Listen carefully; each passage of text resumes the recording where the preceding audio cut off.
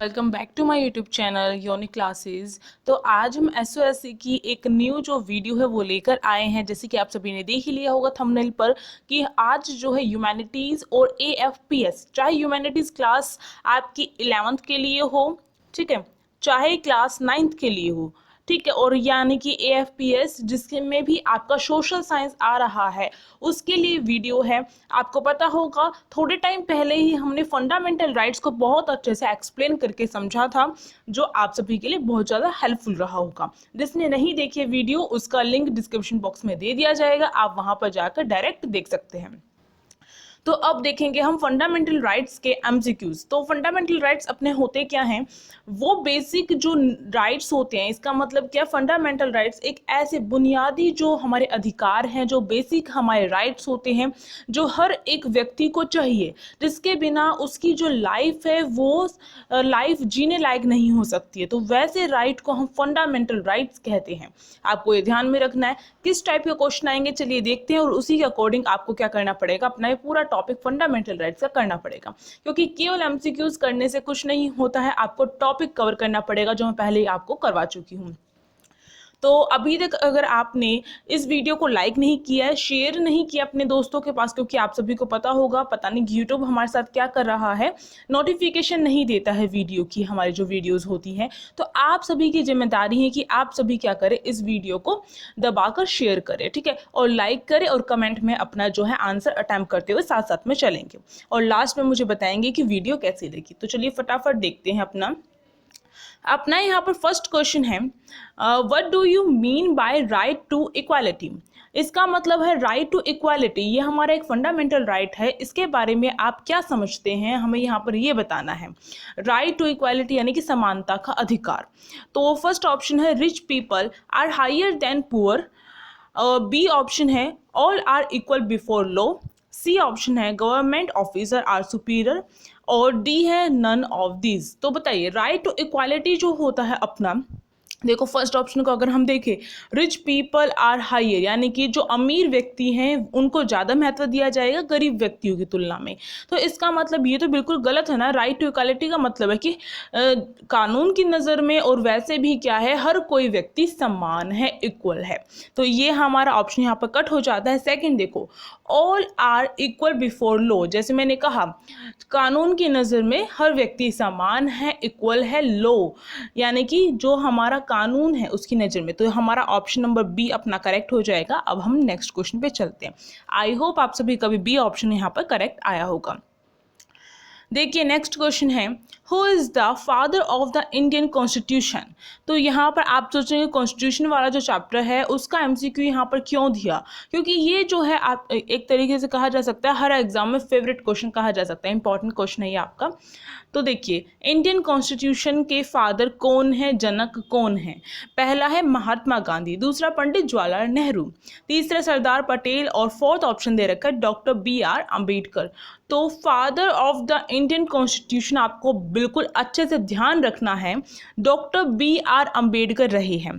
तो option number B अपना यहाँ पर करेक्ट हो जाएगा। आई होप आप सभी ने भी यही आंसर दिया होगा। चलिए नेक्स्ट क्वेश्चन पे चलते हैं। नेक्स्ट क्वेश्चन है हमारे सामने, which court issue the Ritz.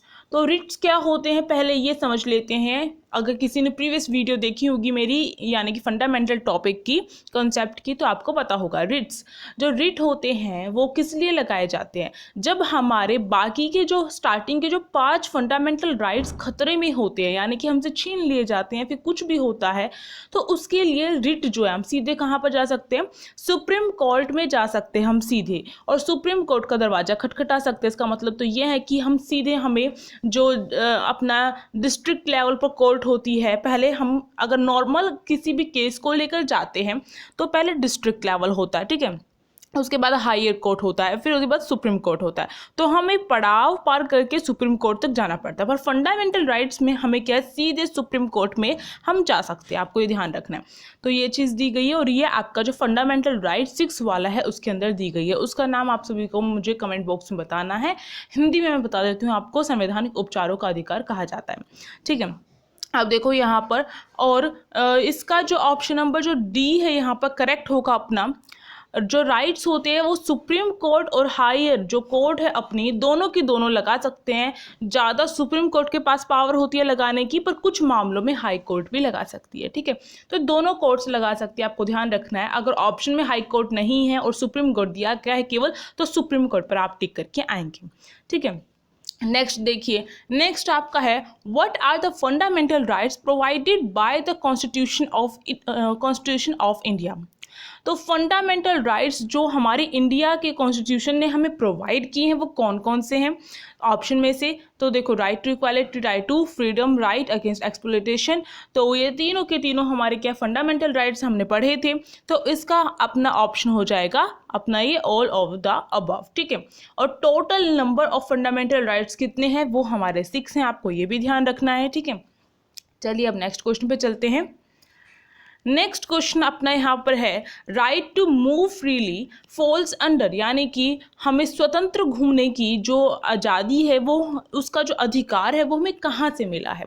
यानी कि हम कहीं पर भी आ जा सकते हैं, कहीं पर भी हम घूम सकते हैं। जैसे कि आप भी अपनी ट्रिप सेलिब्रेट करने के लिए एक स्टेट से दूसरे स्टेट पर जाते हैं, या फिर आप अपने स्टेट के अंदर ही कहीं पर घूम सकते हैं, ठीक है। या फिर आप वैसे भी अपनी नॉर्मली अपनी गली में निकल कर घूम सकते हैं। तो ये सारे के सारे जो राइट है, यानी कि आपका घूमने का जो राइट है फ्रीली घूमने का, उस पर कोई भी रोक नहीं लगाई जा रही है। तो वो कौन से फंडामेंटल राइट के थ्रू आपको मिल रहा है, तो ये आपको मिलता है राइट टू फ्रीडम। तो यानी कि ऑप्शन नंबर जो सी है अपना यहाँ पर करेक्ट हो जाएगा।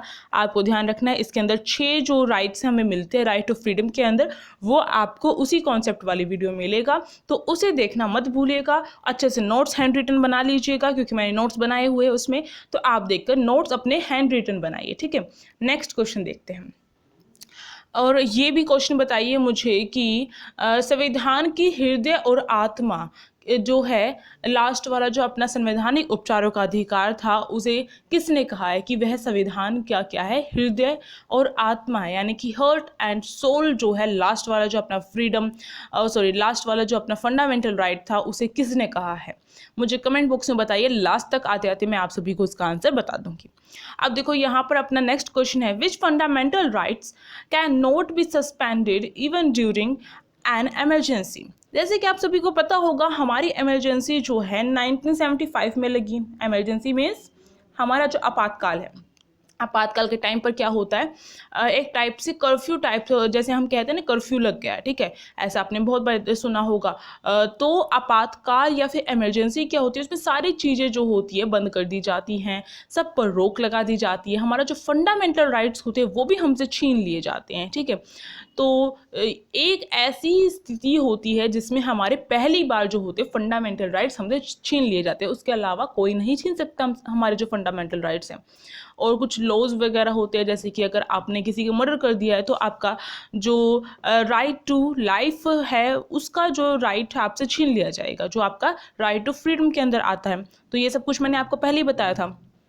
बट इमरजेंसी के टाइम पर आपका जो एक ऐसा फंडामेंटल राइट का पार्ट होता है जो आपसे नहीं छीना जाता है, आपको ध्यान रखना है वो कौन सा होता है।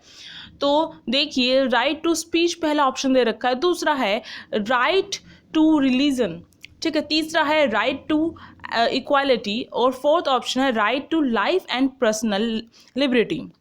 तो देखो, राइट टू लाइफ और पर्सनल लिबर्टी ही आपका करेक्ट आंसर होगा, यानी कि आपके जीवन जीने की स्वतंत्रता जो है आपसे नहीं छीनी जा सकती है। इसका मतलब क्या है, जब इमरजेंसी लगाई जाती है हमारी पूरी इंडिया में या फिर किसी भी स्टेट को लेकर लगाई जाती है, तो किसी भी व्यक्ति की जो जान है उससे नहीं छीनी जा सकती। यानी कि ये नहीं कहा जा सकता कि हाँ अभी इमरजेंसी लगी हुई है और अब जो है हम इनका कत्ल करेंगे, इस तरीके से ऐसी चीज़ें नहीं करी जा सकती है।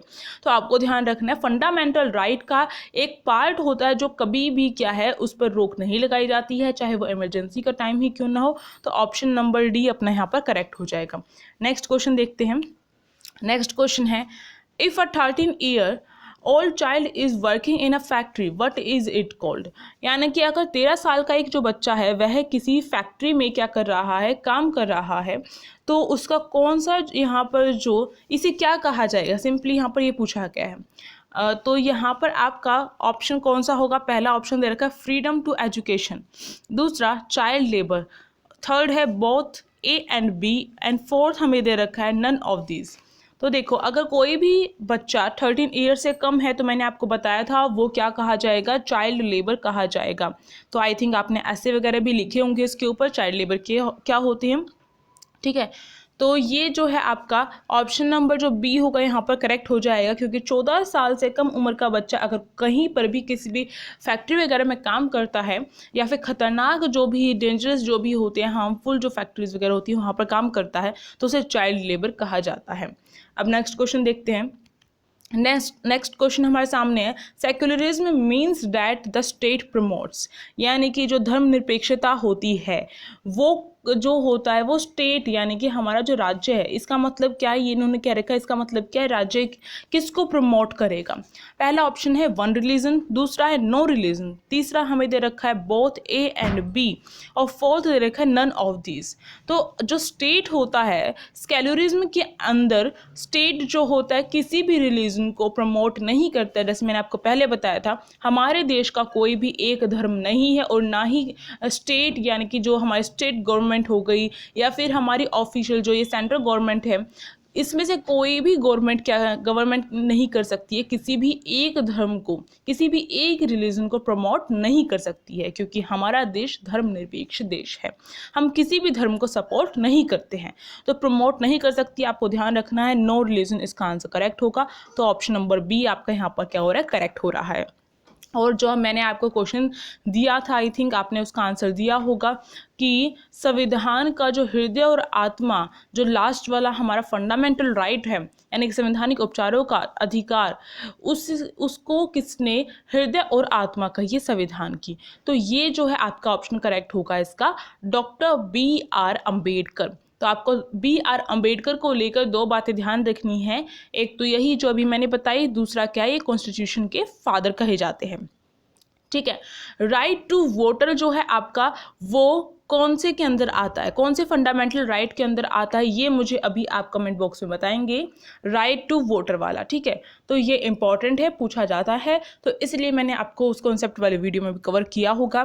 और आई थिंक आपको ये वीडियो अच्छी लगी होगी, तो आप क्या कर सकते हैं, आप इस वीडियो को लाइक कर सकते हैं, शेयर कर सकते हैं, और सब्सक्राइब तो कर ही दिया होगा अभी तक, क्योंकि SOSC की पूरी तैयारी आपके यहाँ पर करवाई जाती है। और टेलीग्राम ग्रुप अगर अभी तक ज्वाइन नहीं किया है तो आप क्या कर सकते हैं, लिंक डिस्क्रिप्शन बॉक्स में दे दिया जाएगा, वहां पर जाइए और जाकर ज्वाइन कर लीजिए।